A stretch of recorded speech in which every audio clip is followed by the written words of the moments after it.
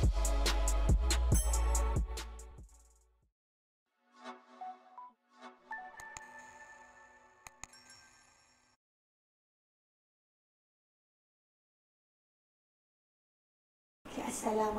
dan salam sejahtera.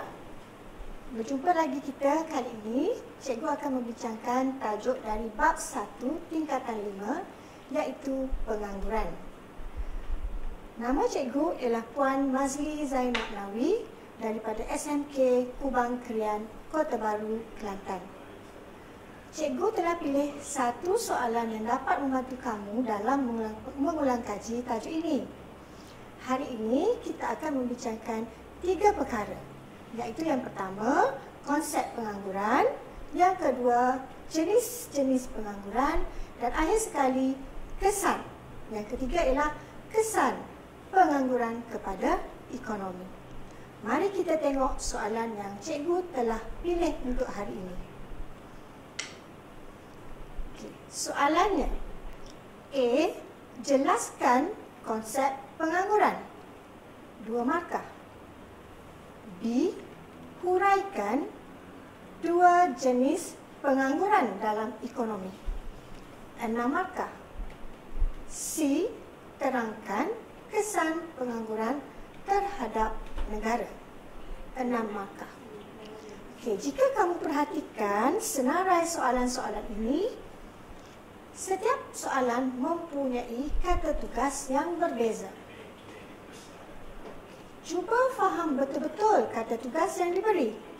Di sini ada 3 kata tugas berbeza.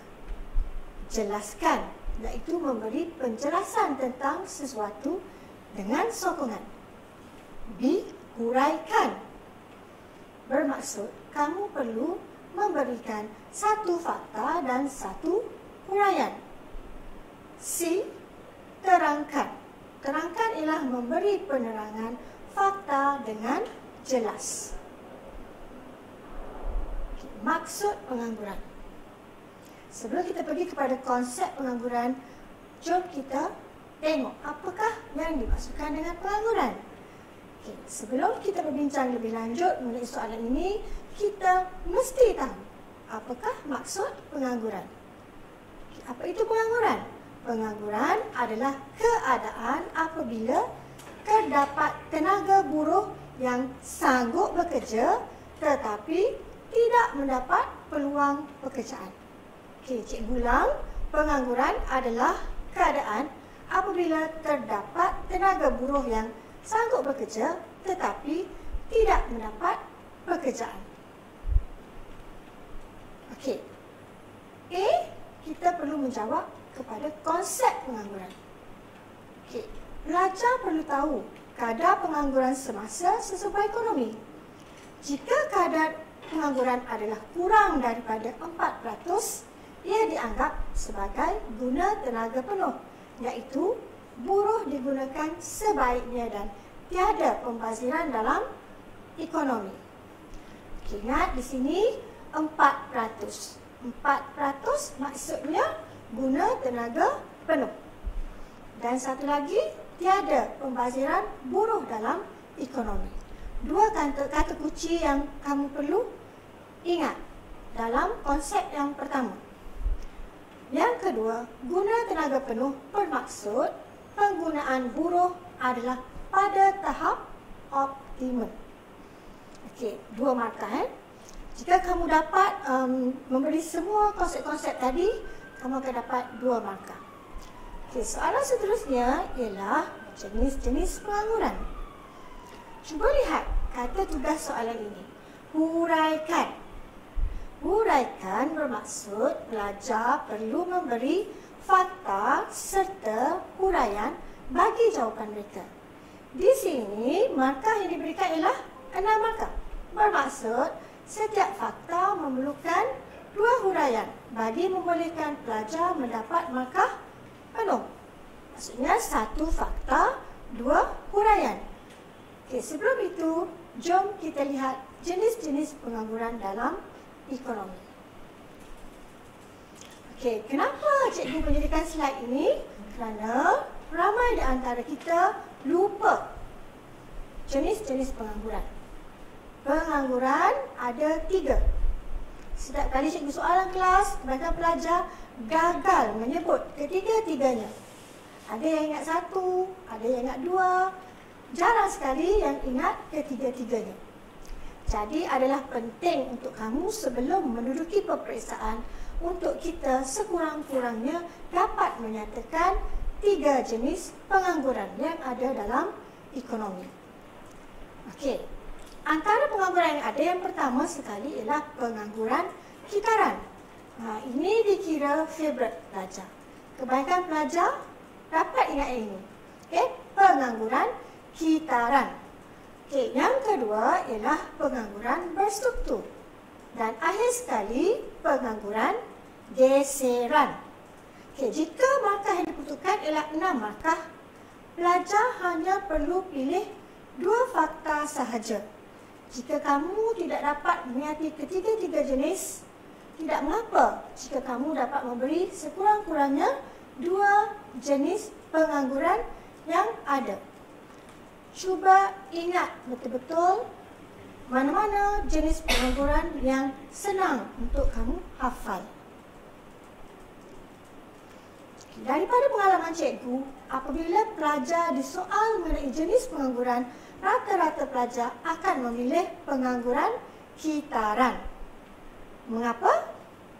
Mungkin jenis pengangguran ini lebih senang difahami kerana ia berkait rapat dalam kehidupan seharian kita.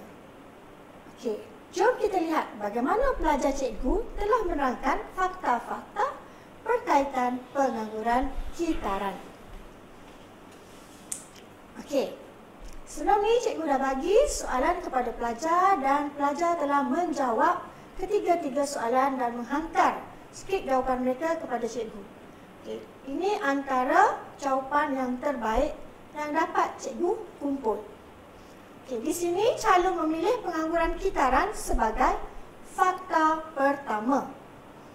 Okey, jenis pengangguran kitaran ini senang diingat kerana ianya wujud dalam ekonomi lembap atau meleset.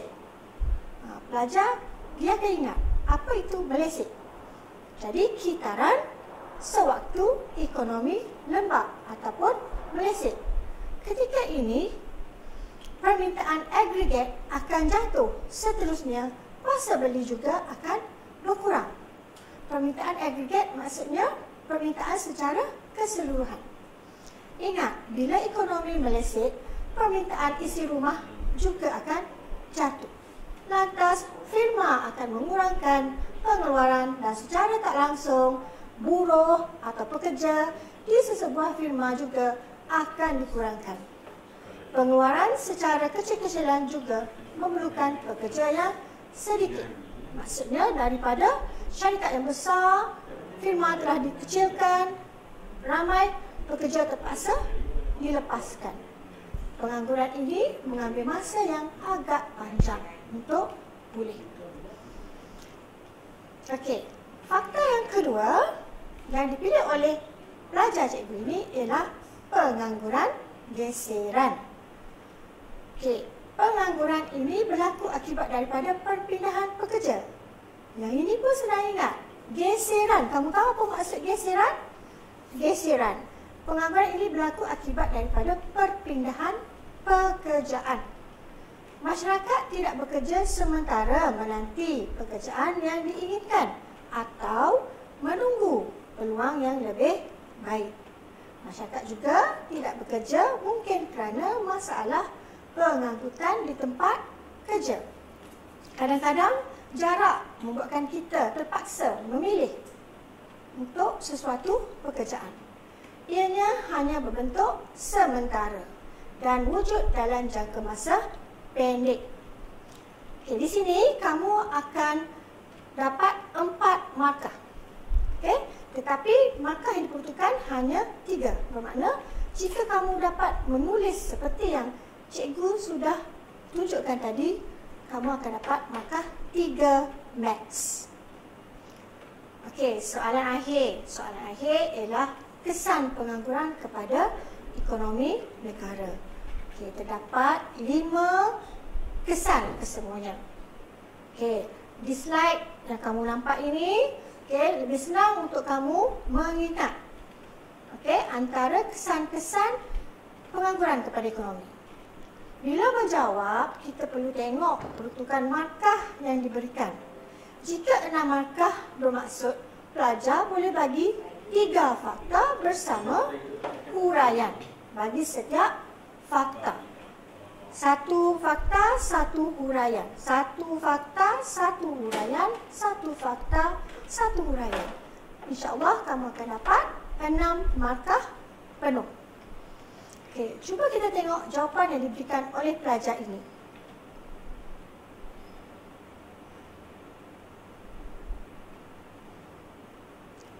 Okey, kesan pengangguran, hasil kerajaan berkurang. Kesan yang kedua, pendapatan negara berkurang. Kesan yang ketiga, kecekapan dan pembaziran sumber. Kesan yang keempat, menghalang pertumbuhan ekonomi yang mengakibatkan banyak masalah sosial. Yang terakhir ialah taraf hidup masyarakat akan jatuh apabila pengangguran meningkat.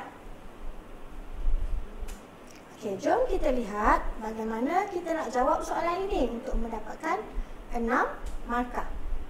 Kalau kita lihat pada slide di sebelah, pelajar ini telah memilih 3 fakta sahaja untuk dihuraikan. Fakta yang pertama, F1 ialah hasil kerajaan berkurang. Cikgu ulang, F1 hasil kerajaan berkurang.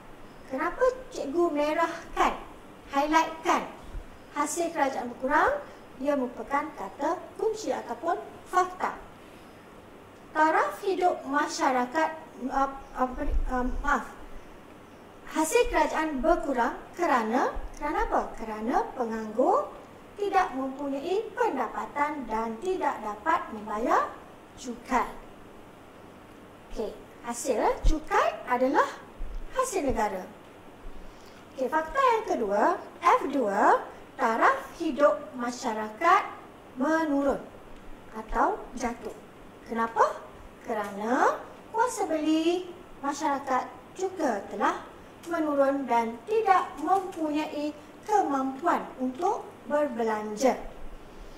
Okey, seterusnya, fakta yang ketiga, pengangguran menghalang pertumbuhan ekonomi kerana wujud masalah sosial yang banyak seperti kecurian, rompakan dan pecah rumah. Okey, terdapat 2 lagi isi yang cikgu tak bincang di sini. Cikgu harap kamu rujuk buku teks dan ulang kaji semula 2 lagi fakta yang tidak dihuraikan di sini. Apa-apa pun yang kamu lakukan, buku teks adalah rujukan utama kamu. Cikgu harap kamu rajin-rajinlah mengulang kaji sendiri. Tajuk tingkatan 5 ini adalah tajuk yang memerlukan kamu banyak membaca dan membuat ulang kaji sendiri. Kamu perlukan latihan yang berulang-ulang kerana hanya ini yang dapat membantu kamu dalam peperiksaan SPM nanti. Okey, baiklah. Itu sahaja untuk kali ini. Cikgu harap kamu rajin mengulang kaji sendiri dan mencari soalan-soalan yang seiras dan cuba jawab sendiri. Apa yang cikgu kemukakan hari ini adalah konsep-konsep yang perlu kamu tahu apabila kamu membuat ulang kaji tajuk pengangguran. InsyaAllah, ia akan membantu kamu agar lebih confident di dalam dewan peperiksaan nanti. Selamat mencuba!